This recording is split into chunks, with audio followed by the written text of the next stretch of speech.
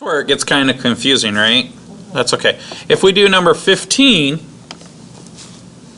we're going to take the limit of x, or 1 over x plus 3 as x approaches negative 3, and then we're going to look at it from negative infinity. So that's, here's the weird thing, is this is telling us that when I go to graph this thing,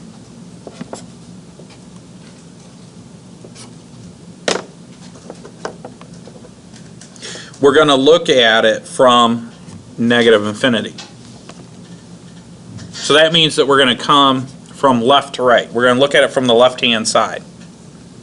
So we know that I can't plug in negative 3 because x can't equal negative 3, because if it does, then the denominator equals 0 and my function is undefined. So if we graph this, we're going to get that little, this is a lot like the other problem, just different numbers. So now I'm going to say x plus 3, and when I graph it, I'll pretty much get the same graph that I got before, except now I have a vertical asymptote at negative 3. Right?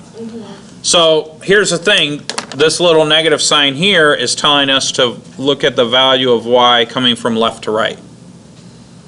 And so this particular limit is negative infinity. Now if I were to say the limit of 1 over x plus 3 as x approaches negative 3 from the other side, this plus sign here is telling me to look at this from positive infinity, so now I'm going to follow the curve this way, and then that would give me a limit of positive infinity.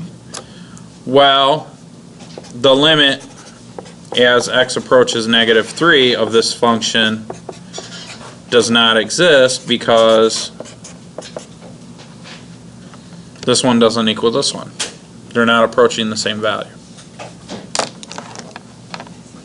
So sometimes in the real world what we do is we want to study the behavior of a graph, and we'll use this graph, and we just need to know that if I want to take a limit, I can only take the limit from this side.